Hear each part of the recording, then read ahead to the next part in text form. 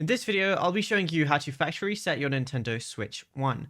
Now, I'm on a Nintendo Switch 2 right now, but it's the exact same principle. So all you want to do, maybe you want to fully factory reset it so it's basically as good as new. Maybe you're selling it on or anything like that. It's actually very easy to do, and it's a quick process as well. So all you want to do is go over to your settings application. Just make sure you don't have any other games open in the background.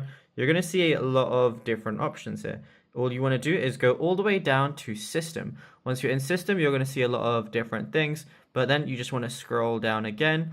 And then one of the things that you're going to go ahead and see is formatting options. So formatting is like factory resetting it. Go ahead and click on that so you can clear the cache if you want to, which is definitely going to help speed things up if you need to.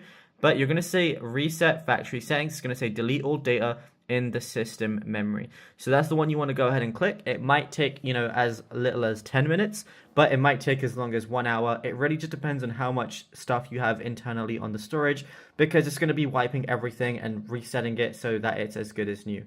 But yeah, it's as simple as that. Once you turn on your Switch again, after that, then it's literally not going to have any game. You're not going to be signed into any account. It's literally going to be as good as new. And it's as simple as that. Now, if you found this video helpful, be sure to drop a like and subscribe, and also check out all our other tutorials that we've been posting as well.